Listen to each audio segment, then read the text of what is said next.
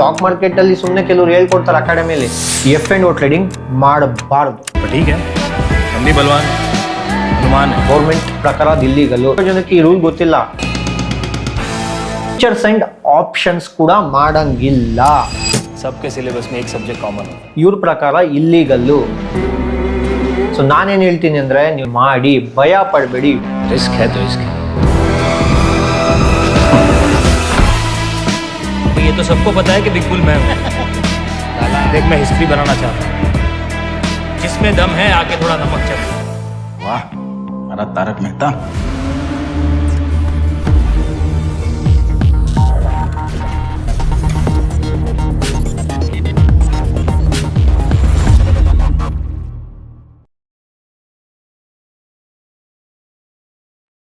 ನಮಸ್ಕಾರ ಕರ್ನಾಡು.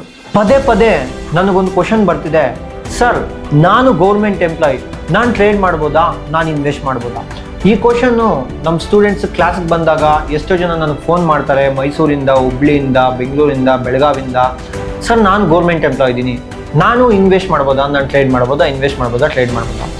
ಈ ವಿಡಿಯೋದಲ್ಲಿ ಗೌರ್ಮೆಂಟ್ ಎಂಪ್ಲಾಯೀಸ್ ಏನಾದರೂ ಟ್ರೇಡ್ ಮಾಡಿದ್ರೆ ಅದು ಲೀಗಲ್ಲ ಇಲ್ಲೀಗಲ್ಲ ಅಂತ ನಾನು ಎಕ್ಸ್ಪ್ಲೇನ್ ಮಾಡ್ತೀನಿ. ಈ ವಿಡಿಯೋನ ಸ್ಕಿಪ್ ಮಾಡದೆ ಕೊನೆವರೆಗೂ ನೋಡಿ. ಫಸ್ಟ್ ಇಂಪಾರ್ಟೆಂಟ್ ರೂಲ್, ಗೌರ್ಮೆಂಟ್ ಅವರು F&O ಟ್ರೇಡಿಂಗ್ ಮಾಡಬಾರ್ದು. ಯಾಕೆ ಅಂದರೆ ಸೆಂಟ್ರಲ್ ಸಿವಿಲ್ ಸರ್ವಿಸ್ 1964 ಪ್ರಕಾರ government employee should not do any speculation trading ಅಂತ ಹೇಳಿದ್ದಾರೆ. ನೀವು ಸ್ಪೆಕ್ಯುಲೇಷನ್ ಮಾಡಬಾರ್ದು. ಈ ಸ್ಪೆಕ್ಯುಲೇಷನ್ ಮಾಡಿದ್ರೆ ಏನಾಗುತ್ತೆ ಅಂದರೆ ನೀವು ಕೆಲಸದಲ್ಲಿ ಕಾನ್ಸಂಟ್ರೇಷನ್ ಮಾಡೋದಕ್ಕಿಂತ ಟ್ರೇಡಿಂಗಲ್ಲಿ ಕಾನ್ಸಂಟ್ರೇಷನ್ ಮಾಡ್ತೀರಾ ಅಂತ. ಪ್ಲಸ್ ಇಲ್ಲೇನಾದರೂ ಲಾಸಸ್ ಆದರೆ ನೀವು ಅಲ್ಲಿ ಕೆಲಸ ಮಾಡೋ ಕಡೆ ಏನಾದರೂ ಬ್ರೈಬ್ ಆಗಿರಲಿ, ಓಕೆನಾ, ಒಂದು ಭ್ರಷ್ಟಾಚಾರ ಮಾಡ್ತೀವಿ ಅನ್ನೋದು ಅವ್ರಿಗೊಂದು ವ್ಯೂ ಅಷ್ಟೇ, ಓಕೆನಾ.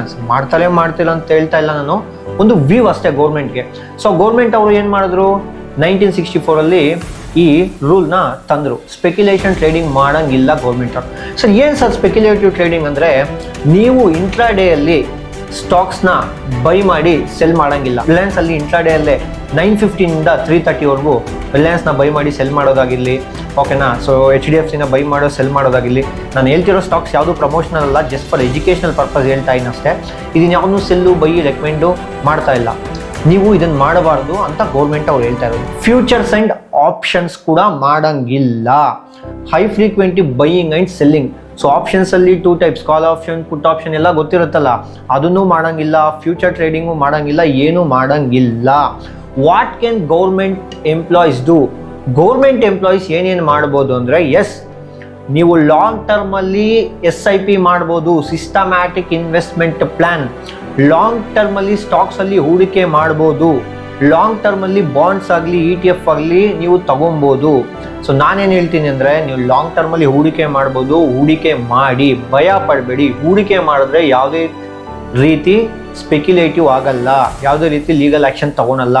ನೀವು ಟ್ರೇಡಿಂಗ್ ಮಾಡಿದಾಗ ಅದು ಸ್ಪೆಕ್ಯುಲೇಟಿವ್ ಇನ್ಕಮ್ ಆಗುತ್ತೆ. ನನ್ನ ಕೇಳಿದ್ರೆ ನಾನೇನು ಹೇಳ್ತೀನಿ ಅಂದರೆ ಮಾಡಬೇಡಿ, ಓಕೆನಾ. ಸೊ ಅದು ಇವ್ರ ಪ್ರಕಾರ ಇಲ್ಲೀಗಲ್ಲು, ಓಕೆನಾ. ಗೌರ್ಮೆಂಟ್ ಪ್ರಕಾರ ಅದು ಇಲ್ಲೀಗಲ್ಲು. ಸೊ ಸ್ಪೆಕ್ಯುಲೇಟಿವ್ ಟ್ರೇಡಿಂಗ್ ಇಲ್ಲೀಗಲ್ ಅಂತಾರೆ, ಅದನ್ನ ಮಾಡಕ್ಕೆ ಹೋಗ್ಬೇಡಿ ಗೌರ್ಮೆಂಟ್ ಎಂಪ್ಲಾಯ್ ಆಗಿದ್ದರೆ. ನನಗೆ ಎಷ್ಟೋ ಮತ್ತೆ ಕ್ವಶನ್ಸ್ ಕೇಳ್ತಾರೆ, ಏನಂತ, ಸರ್ ನಾನು ಮಾಡಲ್ಲ ಬಟ್ ನನ್ನ ವೈಫ್ ಮಾಡ್ಬೋದಾ? ಎಸ್, ನಿಮ್ಮ ವೈಫು F&O ಟ್ರೇಡಿಂಗ್ನ ಮಾಡ್ಬೋದು. ಸಿಂಪಲ್, ಡಿಮ್ಯಾಟ್ ಅಕೌಂಟ್ ಅವ್ರ ಹೆಸರಲ್ಲಿ ಇರಬೇಕು. ಅವ್ರದ್ದೇ ಪ್ರೂಫ್ಸ್ ಇರಬೇಕು. ಪ್ಯಾನ್ ಕಾರ್ಡ್ ಆಗಿರಲಿ, ಅಡ್ರೆಸ್ ಪ್ರೂಫ್ ಆಗಿರಲಿ, ಆಧಾರ್ ಕಾರ್ಡ್ ಆಗಲಿ, ಅವ್ರದ್ದೇ ಇದರಲ್ಲಿ ಡಿಮ್ಯಾಟ್ ಅಕೌಂಟ್ನ ಓಪನ್ ಮಾಡಿ ದೇ ಕ್ಯಾನ್ ಡೂ ಟ್ರೇಡಿಂಗ್. ಅದು ಯಾವುದೇ ರೀತಿ ಇಲ್ಲೀಗಲ್ ಅಲ್ಲ. ನೀವು ಮಾಡಬಾರ್ದು. ನೀವು ಗೌರ್ಮೆಂಟಿಗೆ ಸರ್ವ್ ಮಾಡ್ತಾ ಇರ್ಬೋದು, ನಿಮ್ಮ ವೈಫ್ ಅಲ್ಲ. ನಿಮ್ಮ ವೈಫು ಗೌರ್ಮೆಂಟ್ ಏನಾದರೂ ಎಂಪ್ಲಾಯ್ ಆಗಿದ್ರೆ ಅವ್ರು ಮಾಡಂಗಿಲ್ಲ. ಸೊ ಅರ್ಥ ಮಾಡ್ಕೊಳ್ಳಿ. ಹೌಸ್ ವೈಫ್ಸ್ ಯಾರಾದರೂ ಇದ್ದರೆ, ನಿಮ್ಮ ಹಸ್ಬೆಂಡ್ ಏನಾದರೂ ಗೌರ್ಮೆಂಟ್ ಎಂಪ್ಲಾಯ್ ಇದ್ದರೆ ನೀವು ಮಾಡ್ಬೋದು, ಓಕೆನಾ. ಅರ್ಥ ಮಾಡ್ಕೊಳ್ಳಿ. Government serving persons they cannot do. Group A ಆಗಿರಲಿ, ಗ್ರೂಪ್ ಬಿ ಆಗಿರಲಿ, ಗ್ರೂಪ್ ಸಿ ಆಗಿರಲಿ, ಗ್ರೂಪ್ ಡಿ ಆಗಿರಲಿ. ಎಷ್ಟೋ ಜನಕ್ಕೆ ಇದು ಗೊತ್ತಿಲ್ಲ. ನೀವು ಮಾಡ್ತಾ ಇದ್ದೀರಾ, ಲೀಗಲ್ ಆಗಿ ನೋಟಿಸ್ ಬರುತ್ತೆ, ಅವಾಗ ಫೇಸ್ ಮಾಡೋದಕ್ಕಿಂತ ಇವಾಗೆ ಕಲ್ತ್ಕೊಳ್ಳಿ. ಸ್ಟಾಕ್ ಮಾರ್ಕೆಟಲ್ಲಿ ಸುಮ್ಮನೆ ಕೆಲವರು ಹೇಳ್ಕೊಡ್ತಾರೆ ಅಕಾಡೆಮಿಯಲ್ಲಿ, ಬನ್ನಿ ಮಾಡಿಸ್ಬೋದು ಅಂತ. ಬಟ್ ಕೆಲವೊಂದು ರೂಲ್ಸ್ ಕೂಡ ಇರುತ್ತೆ. ಕೆಲವರು ಎಷ್ಟೋ ಜನಕ್ಕೆ ಈ ರೂಲ್ ಗೊತ್ತಿಲ್ಲ. 1964 ರೂಲು, 1964 ಗೌರ್ಮೆಂಟ್ ಅವ್ರು ಏನು ಅನೌನ್ಸ್ ಮಾಡಿದ್ರು ಅಂತ, ಸ್ಪೆಕ್ಯುಲೇಟಿವ್ ಟ್ರೇಡಿಂಗ್ ಮಾಡಬಾರ್ದು ಗೌರ್ಮೆಂಟ್ ಎಂಪ್ಲಾಯೀಸ್ ಅಂತ. ಈ ರೂಲ್ ಎಷ್ಟೋ ಜನಕ್ಕೆ ಗೊತ್ತಿಲ್ಲ. ಕಲ್ತ್ಕೊಳ್ಳಿ ಏನೇನಿದೆ, ನಾನು ಏನೇನು ಮಾಡ್ಬೋದು ಅಂತ ಕಲ್ತ್ಕೊಂಡು ಮಾಡಿ. But remember one thing, government employees ಏನೇ ಮಾಡಬೇಕು, ಬಿಸ್ನೆಸ್ಸು ಸ್ಪೆಕ್ಯುಲೇಷನ್ ಅಂದರೆ ಗೌರ್ಮೆಂಟ್ ಕಡೆಯಿಂದ ಲಾಟ್ ಆಫ್ ರೂಲ್ಸ್ ಇರುತ್ತೆ, ಪರ್ಮಿಷನ್ಸ್ ಇರುತ್ತೆ, ಅದು ನಿಮಗೆ ಗೊತ್ತಿದೆ ಫಸ್ಟೇ. ಓಕೆನಾ? ನಾನು ಹೇಳ್ತಿರೋ ಈ ಎಫರ್ಟ್ಸ್ ನಿಮ್ಗೆ ಏನಾದರೂ ಇಷ್ಟ ಆಗಿದ್ರೆ ಫಸ್ಟ್ ಏನು ಮಾಡಿ, ಪೇಜ್ನ ಫಾಲೋ ಮಾಡಿ ಇಟ್ಕೊಳ್ಳಿ, ಸಬ್ಸ್ಕ್ರೈಬ್ ಮಾಡಿ ಇಟ್ಕೊಳ್ಳಿ. ಸೊ ಫ್ರೆಂಡ್ಸ್, ನಾನು ಹೇಳೋದಿಷ್ಟೇ, ನೀವು ಗೌರ್ಮೆಂಟ್ ಎಂಪ್ಲಾಯೀಸ್ ಆಗಿದ್ದರೆ F&O ಟ್ರೇಡಿಂಗ್ನ ನಿಲ್ಲಿಸಿ, ನೀವು ಇನ್ವೆಸ್ಟ್ ಮಾಡ್ಬೋದು. ಓಕೆನಾ? ನಿಮ್ಮ ವೈಫ್ ಹೆಸರಲ್ಲಿ, ನಿಮ್ಮ ವೈಫ್ ಬೇಕಾದರೆ ಮಾಡ್ಬೋದು, ನಿಮ್ಮ ಮಗ ಬೇಕಾದರೆ ಮಾಡ್ಬೋದು. ಓಕೆನಾ? ಈ ವಿಡಿಯೋ ನಿಮಗೇನಾದರೂ ಇನ್ಫಾರ್ಮೇಟಿವ್ ಅನಿಸಿದ್ರೆ ಫಸ್ಟು ವಿಡಿಯೋನ ಲೈಕ್ ಮಾಡಿ, ಗೌರ್ಮೆಂಟ್ ಜಾಬ್ ಮಾಡ್ತಿರೋ ಅಂತ ನಿಮ್ಮ ಫ್ರೆಂಡ್ಗೆ, ನಿಮ್ಮ ಫ್ಯಾಮಿಲಿ ಪರ್ಸನ್ಗೆ ಈ ವಿಡಿಯೋನ ಶೇರ್ ಮಾಡಿ. ನಾನು ಮಾಡ್ತಿರೋ ವಿಡಿಯೋಸ್ ಎಲ್ಲ ಎಜುಕೇಷನಲ್ ಪರ್ಪಸ್ ಆಗಿರುತ್ತೆ. ಏನೇ ತಪ್ಪಾಗಿದ್ರೂ ಕಮೆಂಟ್ ಸೆಷನಲ್ಲಿ ಕಮೆಂಟ್ ಮಾಡಿ. ನಾನು ನಿಮ್ಮ ನವೀನ್ ತಿದ್ದುಕೊತೀನಿ. ಸಿಗೋಣ ನೆಕ್ಸ್ಟ್ ವಿಡಿಯೋದಲ್ಲಿ. ಜೈ ಹಿಂದ್, ಜೈ ಕರ್ನಾಡು.